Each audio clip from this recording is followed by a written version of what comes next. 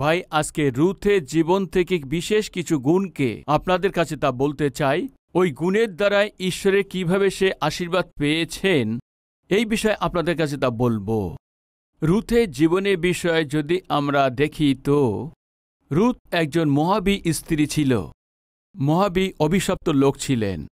বাস্তবে ওদের জিহুদীদের সঙ্গে থাকার অনুমতি ছিল না, অভিশপ্ত লোক ছিলেন। নাওমি আর তার স্বামী ওরা যেখানে থাকতেন সেখানে দুর্ভিক্ষ পড়েছে, এই জন্য ওরা মোয়াব দেশে চলে গেছে। ঈশ্বর থেকে দূরে গিয়ে জীবনযাপন করছে, জীবনযাপন করতে পারেনি। নাওমির স্বামী মারা গেছে। ওর যে দুই পুত্র যাদের সে বিবাহ হয়ে গিয়েছে, এরপরে এরাও তা মারা গেছে। তারপরে কি হয়েছে? নাওমি বিধবা হয়ে গেছে, আর নাওমি সে দুই বৌমাও বিধবা হয়ে গেছে। বৌমার একজনের নাম ছিল রুথ আর একজনের নাম ছিল অর্পা। কিন্তু যে লোকরা ঈশ্বরের উপরে নির্ভর করে বেথলেহেমেতে ছিল, কি দুর্ভিক্ষের সময় ঈশ্বর আমাদের সাহায্য করবেন, যারা বিশ্বাস করেছে এসব লোকরাই ঈশ্বরের সাহায্যের জন্য অপেক্ষায় থাকবে। ভাই ঈশ্বর আশ্চর্য কাজ করেছেন। কি করেছেন জানেন কি? তারপর সে লোকদেরকে তত্ত্বাবধান করেছেন, সমৃদ্ধি দিয়ে তাদের খাবার দিয়েছেন। তারপর কি হয়েছে? নাওমি এই বিষয়ে জেনে যখন নাওমি বেথলেহেমে ফিরে আসছে, তখন দুই বৌমাও তার পিছন ধরেছে। নাওমি তাদেরকে বারণ করেছে, কিন্তু তারপরে রুথ নাওমিকে একটি কথা বলেছেন, আমাকে তোমার সাথে যেতে বারণ করো না, আমি কিছু বলতে চাই। বলো কন্যা, তোমারই ঈশ্বরই আমার ঈশ্বর আছে। তোমার লোক আমারই লোক হবে, তোমার দেশ আমার দেশ হবে। তুমি যেখানে মারা যাবে আমি সেখানেই মারা যাব, আমি একদম ফিরে যাব না। এইভাবে নিশ্চয়ই বলে দিয়েছে। বলার পর রুথ নাওমির সাথে বেথলেহেমেতে চলে এসছে। আসার পর রুথ বুঝতে পেরেছে কি নাওমির কাছে কোনো সম্পত্তি ছিল না। নাওমিকে সাহায্য করা বা তাকে হেল্প করা, ও সে পরিবারের লোক হোক না হয় তার আত্মীয় হোক, এরা সবাই আছে, কিন্তু কেউ তাকে সাহায্য করেনি। তখন রুথ বুঝতে পেরেছে ঘরের মধ্যে বসে থেকে একবেলা খাবার খাওয়াও মুশকিল আছে। এভাবে জানার পর আপনার শাশুড়ি নাওমির কাছে এসে, মা আমাকে অনুমতি দেবে? কিসের জন্য কন্যা? আমি গিয়ে পরিশ্রম করব, পরিশ্রম করে কাজ করব, তুমি পারমিশন দেবে? ভাই রুথের মধ্যে অদ্ভুত গুণ কি আছে জানেন কি আপনি? ও পরিশ্রমী ছিল, পরিশ্রম করেছেন। দয়া করে ধ্যান দিন, ঈশ্বর পরিশ্রমকারীদেরকে পছন্দ করেন, এটা ভুলবেন না। অলসদেরকে ঈশ্বর আশীর্বাদ দিয়েছেন। বাইবেলে আমরা কোথাও দেখতে পাই না। পরিশ্রম যারা করে তাদের সে কাজেতে আশীর্বাদ করেন। পরিশ্রমকারী সে গৃহিণীকে ঈশ্বর আশীর্বাদ দেন, পরিশ্রমকারী সে স্বামীকে ঈশ্বর আশীর্বাদ দেন, পরিশ্রম করে কাজ করা লোকদেরকে ঈশ্বর আশীর্বাদ দেন। শুধু তাই না, ওদেরকে দেখেন। শুধু তাই না, তাদেরকে মনোনীত করেন। শুধু তাই না, ওদেরকে আশীর্বাদ দেন। ভাই মোশি যখন ভেড়াদেরকে চড়াচ্ছিলেন, ঈশ্বর তখন দর্শন দিয়েছেন। ভাই দাউদ যখন ভেড়াদের চড়াচ্ছিলেন, যখন ও দায়িত্ব পূর্ণ করছিলেন, তখন তাকে আহ্বান করেছেন কি? তাকে রাজা রূপে অভিষেক করার জন্য।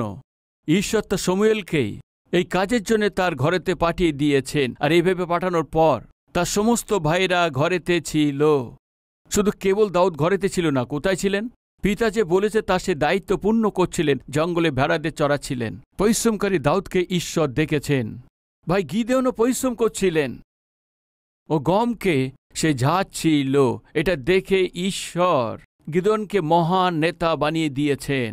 পিতর আর যোহন এরা সবাই জেলে ছিল, মাছ ধরে নিজেদের জালকে পরিষ্কার করছিল। ও তার নিজেদের কাজকে করছিলেন। প্রভু ওদের দেখে শিষ্যরূপে তাকে মনোনীত করেছেন। মথি নামে একজন মানুষকে, যে শুল্ক আদায় করছিলেন, আর যে শুল্ক আদায় করার জন্য যেখানে বসেছিলেন ও হিসাব করছিল, ও তার কাজ করছিল। আর যিশু তাকে ডেকে বললেন, আমার পশ্চাৎগামী হও। দ্রুতই মথি উঠে যিশুর পিছনে অনুসরণ করলেন। ওই মথি সুসমাজকে লিখেছেন, পরিশ্রমকারীদের লোকদেরকেই ঈশ্বর পছন্দ করেন, অলসদেরকে ঈশ্বর একদমই পছন্দ করেন না। ভাই যদি আপনি চাইছেন ঈশ্বর আপনাকে আশীর্বাদ দিক, তবে আপনার পরিশ্রম করতে হবে। কেমনভাবে পরিশ্রম করবেন? বাইবেল তা বলে দেয় যে কাজ তোমাকে দেওয়া হয়েছে সেটা সম্পূর্ণ শক্তিতে পরিশ্রম দিয়ে করো। এভাবে ঈশ্বর আপনাদেরকে আশীর্বাদ দেবেন। ভাই, একজনকে 1 তালান্ত, দ্বিতীয়জনকে 2 তালান্ত, তৃতীয়জনকে মালিক 5 তালান্ত দিয়েছেন। এটা আমরা মথি 25 অধ্যায়ে দেখতে পাই। 25 অধ্যায়ে 19 পদে। দীর্ঘকালের পর সেই দাসদিগের প্রভু আসিয়া তাদের নিকট হইতে হিসাব লইলেন। তখন যে 5 তালান্ত পায়া ছিল, সে আসিয়া আরও 5 তালান্ত আনিয়া কহিল, প্রভু, আপনি আমার নিকটে 5 তালান্ত সমর্পণ করিয়াছিলেন, দেখুন আর 5 তালান্ত লাভ করিয়াছি। তার প্রভু তাকে কহিলেন, বেশ উত্তম ও বিশ্বস্ত দাস, তুমি অল্প বিষয়ে বিশ্বস্ত হইলে আমি তোমাকে বহু বিষয়ের উপরে নিযুক্ত করিব, তুমি আপন প্রভুর আনন্দে সহভাগী হও। পরে যে 2 তালান্ত পায়া ছিল, সেও আসিয়া কহিল, প্রভু, আপনি আমার নিকটে 2 তালান্ত সমর্পণ করিয়াছিলেন, দেখুন আর 2 তালান্ত লাভ করিয়াছি। তাহার প্রভু তাহাকে কহিলেন, বেশ উত্তম ও বিশ্বস্ত দাস, তুমি অল্প বিষয়ে বিশ্বস্ত হইলে আমি তোমাকে বহু বিষয়ের উপরে নিযুক্ত করিব, তুমি আপন প্রভুর আনন্দের সহভাগী হও। পরে যে 1 তালান্ত পায়া ছিল, সেও আসিয়া কহিল, প্রভু, আপনি জানিতাম আপনি কঠিন লোক, যেখানে বনেন নাই সেইখানে কাটিয়া থাকেন, ও যেখানে ছড়ান নাই সেইখানে কুড়িয়া থাকেন। তাই আমি ভীত হইয়া গিয়া আপনার তালান্ত ভূমির মধ্যে লুকিয়া রাখিয়াছিলাম, দেখুন আপনার যাহা আপনি পাইলেন। কিন্তু তার প্রভু উত্তর করিয়া তাহাকে কহিলেন, দুষ্ট অলস দাস, তুমি নাকি জানিতে আমি যেখানে বুনি নাই সেইখানে কাটি এবং যেখানে ছড়াই নাই সেইখানে কুড়াই? তবে পোদ্দারদের হাতে আমার টাকা রাখিয়া দেওয়া তোমার উচিত ছিল, তাহা করিলে আমি আসিয়া আমার যাহা যাহা তাহা সুদের সহিত পাইতাম। অতএব তোমরা ইহার নিকট হইতে এই তালান্ত লও এবং যাহা 10 তালান্ত আছে তাহাকে দাও, কেননা যে কোনো ব্যক্তির নিকটে আছে তাহাকে দত্ত হইবে, তাহাতে তার বাহুল্য হইবে, কিন্তু যাহা নাই তাহা যা আছে তাহাও তার নিকট হইতে নিত হইবে। আর তোমরা এই অনুপযোগী দাসকে বাইরের অন্ধকারে ফেলিয়া দাও, সেই স্থানে রোদন ও দন্ত ঘর্ষণ হইবে। ভাই, অলসদেরকে ঈশ্বর স্বর্গেতেও আসতে দেবে না। পড়াশুনোর বিষয়ে কেউ অলসতা আছে কি? সাবধান। ঘরের কাজেতে, রান্নাঘরের কাজেতে, পরিবারের কোনো কিছু কাজেতেই গৃহিণী আপনি যদি অলস থাকেন তো সাবধান, ওই অলসতা আপনাকে স্বর্গে যেতে দেবে না। আপনি ঘরের প্রধান আছেন, পরিবারের সমস্ত কিছু লোকদের দেখাশোনার দায়িত্ব আপনার আছে, তবুও আপনি আপনার দায়িত্বকে গুরুত্ব না দিয়ে, পরিশ্রম করে কাজ না করে, আপনার চাকরিতে আপনার যে দায়িত্ব দিয়েছে সেটা কাজ না করে আপনি টাইম পাস করছেন কি? ঈশ্বর আপনাকে পছন্দ করেন না। লেখা আছে, হে অলস, হে দুষ্ট দাস, এভাবে বলছে, যাও একে নিয়ে গিয়ে অন্ধকারে ফেলে দাও, যেখানে কান্না আর দন্ত ঘর্ষণ আছে। ঈশ্বর কাকে আশীর্বাদ করেছেন জানেন কি? যা সে 5 তালান্ত আছে, আরও 5 তালান্ত উপার্জন করেছেন, তাকে আশীর্বাদ দিয়েছেন। যে 2 তালান্ত থেকে আরও 2 তালান্ত উপার্জন করেছেন, ওর জন্য ঈশ্বর খুশি হয়েছেন। ভাই, ঈশ্বর আপনাকে দেখে, আপনার কাজকে দেখে, আপনাকে কাজের পদ্ধতিকে দেখে ঈশ্বর আপনাকে আশীর্বাদ দিতে চান। অলসদেরকে ঈশ্বর কখনোই আশীর্বাদ দেন না। আবার আপনাদেরকে মনে করিয়ে দিয়েছি, ভাই, আপনি চাইছেন আপনি যেন আশীর্বাদ পান এবং আমার পরিবার উন্নতি করতে পারে, তো এর একমাত্র ফর্মুলা আছে, পরিশ্রম করুন। আপনি পরিশ্রম করুন এবং নিশ্চয়ই আপনি বলুন যে ঈশ্বর আপনাকে আশীর্বাদ দেবেন।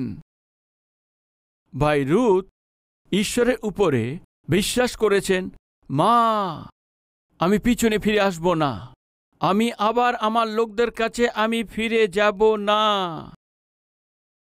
যেখানে আপনি থাকবেন আমিও ওখানে থাকব। তোমার ঈশ্বর আমার ঈশ্বর হবে। নিশ্চয়ই রুথ বলে দিয়েছে। ভাই, রুথ ঈশ্বরের উপরে বিশ্বাস করেছেন। প্রিয় ভাই ও বোনেরা, আমাদের জীবনেতে যদি আশীর্বাদ পেতে চান তো, আশীর্বাদ নিতে চান তো, আমাদের পরিশ্রম আর কষ্টের প্রতিফল যদি পেতে চান তো আমাদের ঈশ্বরের প্রতি বিশ্বাস করতে হবে। মোশে ঈশ্বরের প্রতি বিশ্বাস করেছেন। সামনে যে লোহিত সমুদ্র ছিল সে 2টি ভাগে ভাগ হয়ে গেছে। গিদিয়ন ঈশ্বরের উপরে বিশ্বাস করেছেন। ইসরায়েলি চাইতে শক্তিশালী সৈনিকের উপরে 300 সৈনিক সঙ্গে নিয়ে গিয়ে শত্রুদেরকে নষ্ট করে দিয়েছেন। ভাই, আপনার সামনে ওই লোহিত সমুদ্রের মতন কোনো বাধাপ্রাপ্ত আছে কি? চাকরিতে বাধাপ্রাপ্ত, আপনার প্রমোশন পেতে বাধাপ্রাপ্ত, আপনি যে প্রজেক্ট পাবেন তাতে বাধাপ্রাপ্ত হয়েছেন, আপনি যে জয়নিং লেটার পাবেন সেটা বাধাপ্রাপ্ত, আপনি যে সম্পত্তি পাবেন সেখানে বাধা পেয়েছেন, আপনি যে ভিসা পাবেন সেটা বাধাপ্রাপ্ত হয়েছেন, আপনার কন্যার বিবাহের বিষয়ে বাধাপ্রাপ্ত হয়েছেন, আপনার বাড়ি তৈরি করাতে বাধাপ্রাপ্ত হয়েছেন, আপনার জমির রেজিস্ট্রেশনের বিষয় নিয়ে অনেক ধরনের বাধাপ্রাপ্ত হয়েছেন, কোনো ধরনের উপায় পাচ্ছেন না। তবে শুনুন, ইসরায়েলের লোকেরা যখন প্রতিজ্ঞার দেশে যাচ্ছিলেন তখন কি হয়েছে জানেন কি? বাধাপ্রাপ্ত হয়েছেন। কি ছিল ও? লোহিত সমুদ্র। পিছন থেকে ফৌরনের সৈনিক তারা পিছন ধরেছেন, আর সামনে লোহিত সাগর তখন সামনে বাধাপ্রাপ্ত হয়েছেন। ডাইনে বায়ে আর সেই পাহাড় দেয়াল রূপেতে সেখানে দাঁড়িয়েছিল, আর কিছুই বুঝতে পারছে না, কোনো রাস্তাও দেখতে পাচ্ছে না। এমন পরিস্থিতিতে ইসরায়েলি লোক আটকে গেছে।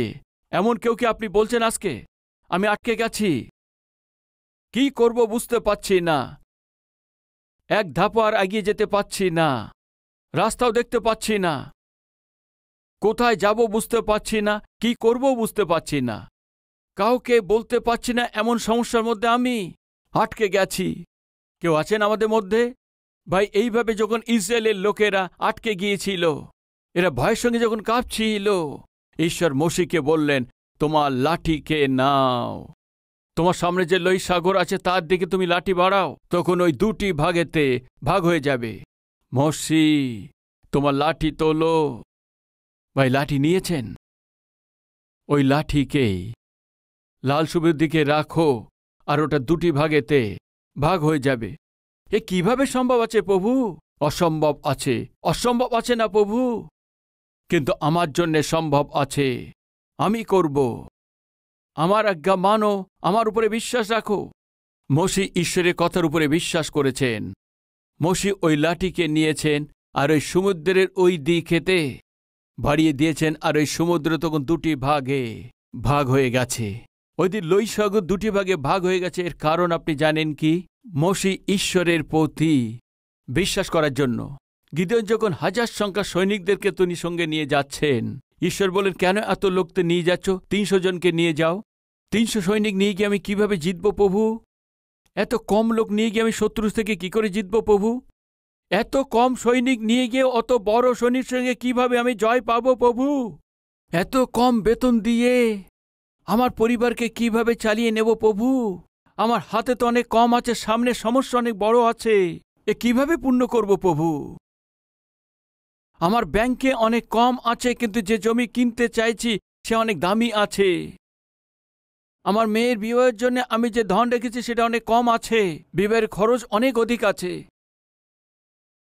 সন্তানদের পড়াশোনার খরচা অনেক অধিক আছে, কিন্তু আমার আমদানি অনেক কম আছে। এমন পরিস্থিতির মধ্যে কেউ আছেন কি?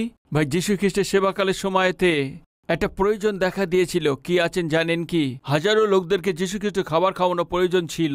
এইভাবে যখন খাবার দিতে হয়েছে তখনই যীশু খ্রিস্টের হাতেতে কি দিয়েছে জানেন কি? 5টি রুটি আর 2টি মাছ।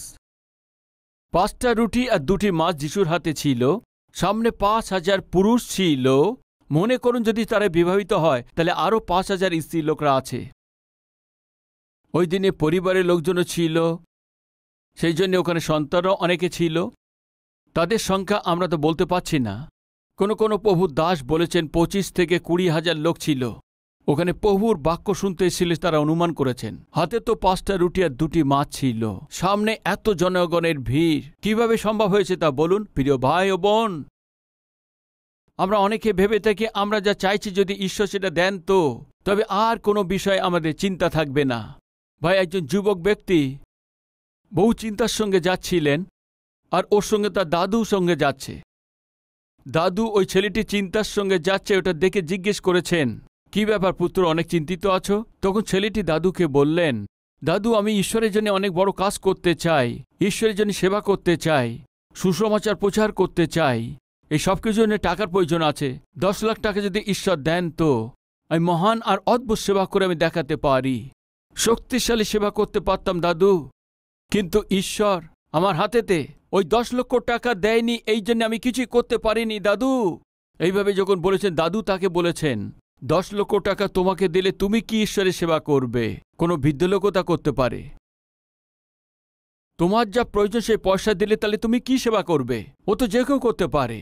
আপনাকে যা প্রয়োজন যদি ঈশ্বর দেয় তাহলে আপনি কি করবেন? আপনি নিজে কি ঘরে তৈরি করবেন? আপনি কি সন্তানদের পড়াশোনা করাবেন, তাদের বিবাহ দেবেন? কেউ তা করতে পারে। আজকে আপনার কাছে কোনো কিছু না থাকা সত্ত্বেও আপনার জীবনকে সমর্পণ করে, সেটা আপনার দিয়ে সম্ভব হবে না, কিন্তু ঈশ্বরের উপর বিশ্বাস করেন তো আমার প্রভুর পক্ষে সবকিছু সম্ভব আছে। যীশু খ্রিস্টের সেবাতেই এক বড় প্রয়োজন যখন এসে পড়েছে, পিতা ঈশ্বর যীশুকে কি দিয়েছেন জানেন কি? ট্রাক করে খাবার দ্রব্য পাঠাননি। কি করেছেন? 5টা রুটি আর 2টি মাছ দিয়েছেন। যীশু খ্রিস্ট সেটা হাতেতে নিয়ে স্বর্গের দিকে তিনি তুলে ধরেছেন আর ধন্যবাদ দিয়েছেন। আর ওখানে যত লোক ছিল বসেছিলেন, রুটিগুলো নিয়ে সেটা ভেঙেছেন আর শিষ্যদেরকে দিয়েছেন। তখন কি হয়েছে জানেন কি? ওই হাজারো লোকদের রুটিগুলো বিতরণ করা হয়েছে। তারপরে কত টুকরি বেঁচে গেছে জানেন কি? 12 টুকরি বেঁচে গেছে। একটু আগে ওখানে সবাই ক্ষুধার্তে ছিল, কিন্তু এখন সবাই খেয়ে তৃপ্ত হয়ে গেছে। শুধু তাই না, 12টা টুকরি বেঁচে গেছে। কিভাবে সম্ভব হয়েছে? ওই ছোট বালক তার সে 5টা রুটি আর 2টি মাছ যিশুর হাতে এসে রেখে দিয়েছে। যিশুর হাতে দিয়েছে সেই 5টা রুটি 2টি মাছ, আশীর্বাদিত হয়েছে। প্রিয় ভাই ও বোনেরা, বিশ্বাস করুন, আপনার বেতনকে নিয়ে এসে প্রভুর হাতে দিন আর তাকে বলুন, প্রভু এই 3,000 টাকায়, 7,000 টাকা, এই 11,000 টাকায়, 17,000 টাকা, এই 20,000 টাকা বাস্তবে আমাদের পরিবারের দেখভাল করা যথেষ্ট নয়। এটা আপনার হাতে সমর্পণ করছি পিতা, এটা আশীর্বাদ করুন। এইভাবে বেতনকে প্রভুর চরণে রেখে প্রভুকে বলুন, প্রভু আশীর্বাদ দিন। আর ওর মধ্যে যে দশমাংশ আছে সেটা প্রভুকে তা দিন। আর আপনি স্বয়ং দেখুন ঈশ্বর কিভাবে আপনি যে উপার্জন করছেন সেই উপার্জনকে আশীর্বাদিত করেন। বিশ্বাস করুন, ঈশ্বর আপনার জীবনেতে, আপনার কষ্টতে, আপনার অর্থনৈতিক সংকটেতে, আপনার কষ্টের সময় ঈশ্বর আশ্চর্য কাজ করবেন। বিশ্বাস করুন, আপনার যাযাবর জীবনকে ঈশ্বর ফলবন্ত করবেন। এই কথায় বিশ্বাস রাখুন। আজকে আপনার জীবনে কেউ সাহায্যকারী নেই, কেউই থাকারও জায়গাও নেই। আজকে আপনি যে একদম একা হয়ে গেছেন, আপনাকে ঈশ্বর সাহায্য করবেন, ঈশ্বর আশীর্বাদ দেবেন। বিশ্বাস করুন। প্রভু মার্থাকে বলেছিলেন কেবল বিশ্বাস করো, আর বলেছিলেন যদি তুমি বিশ্বাস করো তো ঈশ্বরের মহিমাকে দেখতে পাবে। 10 জন কুষ্ঠ যিশুর কাছে এসেছিলেন, যিশু আমরা কুষ্ঠ আছি, আমাদেরকে বার করে দিয়েছে, আমরা লোকদের মধ্যে থাকতে পারি না, আমাদের দয়া করুন। তখন যিশু বললেন, তোমরা যাও, তুমি গিয়ে তুমি যাজকদেরকে তোমাদের শরীরকে দেখাও। তখন তিনি বললেন, প্রভু তাকে বললেন। এইভাবে ওরা বিশ্বাস করে যখন ওরা চলে যাচ্ছে, ওদের সমস্ত কুষ্ঠ ঠিক হয়ে গেছে আর ওদের শরীর খুব সুন্দর হয়ে গেছে। কোন ওষুধ ওদের সুস্থতা দিয়েছে তা বলুন? কেবল বিশ্বাস। একটা ছেলেকে জন্ম থেকে সেই যৌবন পর্যন্ত ওই ছেলেটির উপরে একটা অশুদ্ধ আত্মা ধরেছিল।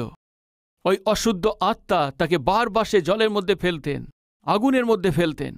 এইভাবে আগুনে জলেতে ফেলাতেই পিতা অনেক দুঃখ পাচ্ছিলেন। ছেলে ঘরের থেকে বেরোলে কিভাবে আসবে, কোথায় যাবে কেউ জানে না, কি সংবাদ কেউ তা জানে না। পুত্র আছে কিন্তু তা দিয়ে কোনো আনন্দ নেই, কোনো শান্তি নেই, খুশি নেই। অশুদ্ধ আত্মা ধরেছে। এইভাবে তার পুত্রকে ধরে যিশুর কাছে নিয়ে এসছে। যিশু, প্রভু যিশু, এই দুষ্ট আত্মা বার করে দিন। ও যেখানে পায় সেখানে ফেলে দেয়, কখনো আগুনেতে কখনো জলেতে ফেলে দেয়। আমার জীবনে কোনো সুখ নেই, শান্তি নেই। পুত্র আছে কিন্তু কোনো লাভ নেই। আমার পুত্র আমাকে কাঁদাচ্ছে। কেউ আছেন কি আমাদের মধ্যে পিতা মাতা আপনার পুত্র কন্যাকে দেখে যে কাঁদছেন?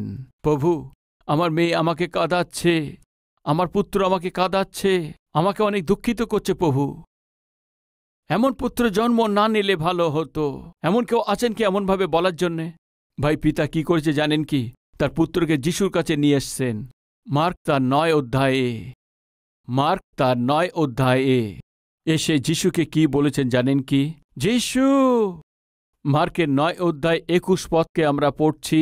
তখন তিনি তাকে পিতাকে জিজ্ঞাসা করিলেন, ইয়ার কতদিন এমন হয়েছে? সে কইল, ছেলেবেলা থেকে। প্রভু, ছেলেবেলা থেকে এই দুঃখকে নিয়ে চলে আসছি প্রভু।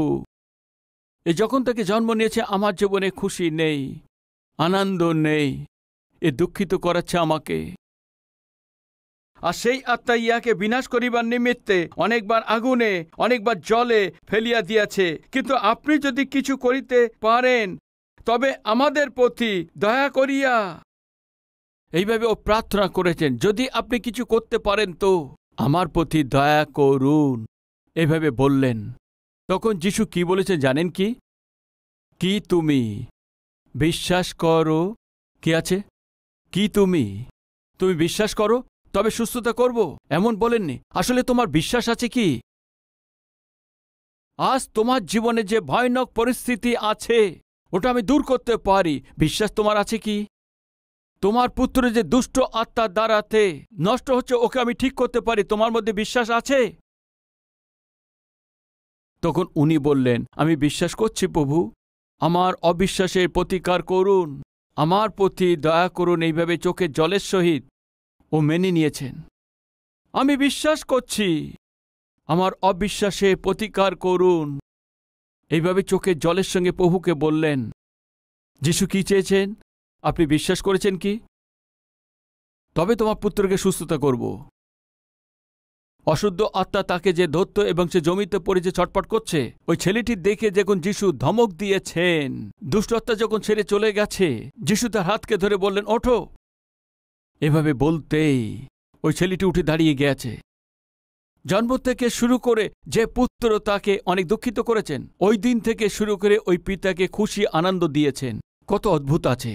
যে স্বামীর মধ্যে কোনো পরিবর্তন নেই, যে স্ত্রীর মধ্যে কোনো পরিবর্তন নেই, যে সন্তানদের মধ্যে পরিবর্তন নেই, আমাদের প্রভু পরিবর্তন করতে পারে আপনাকে। বিশ্বাস করছেন কি? তাহলে বিশ্বাস অনুসারে আপনাকে ঈশ্বর অদ্ভুত কাজ করবেন। ভাই, আপনার জীবনে অদ্ভুত কাজ করতে চান, তাহলে আপনার জীবনে কি করতে হবে জানেন কি? বিশ্বাস। ভাই, ওই বিশ্বাস রুথের মধ্যে ছিল।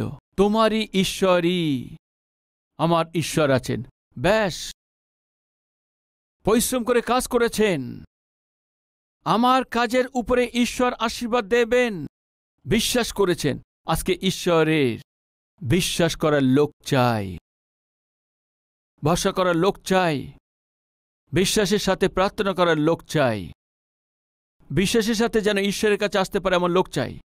আজকে যদি ঈশ্বরের কাছে আপনি বিশ্বাস করেছেন তো আপনার সামনে যে লোহিত সমুদ্র আছে সেটাকে দুভাগ করে দেবেন। আজকে যদি ঈশ্বরের প্রতি বিশ্বাস করছেন তো কোনো কিছু রাস্তা দেখতে পাচ্ছেন না জঙ্গলেতে, ঈশ্বর আপনাকে রাস্তা দেখাবেন।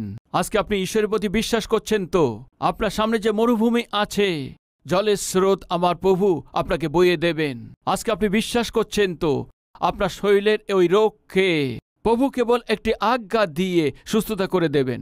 যদি আপনি বিশ্বাস করছেন তো আপনার পরিবারে দুঃখিত করছে, সে স্বামী হতে পারে, স্ত্রী হতে পারে, আপনার সন্তান হতে পারে, ওদের জীবনে এই মহান পরিবর্তন আনতে পারে। এদের সবার জন্য প্রয়োজন বিশ্বাস।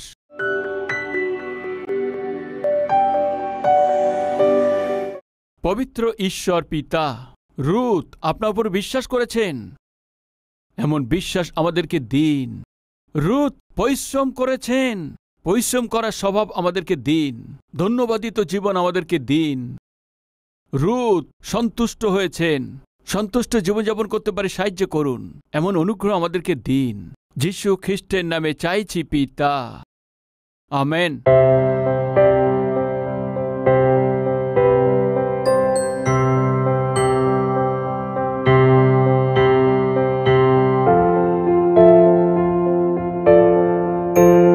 Address Calvary, Post Box number 30, Kukatpalli, Hyderabad 72.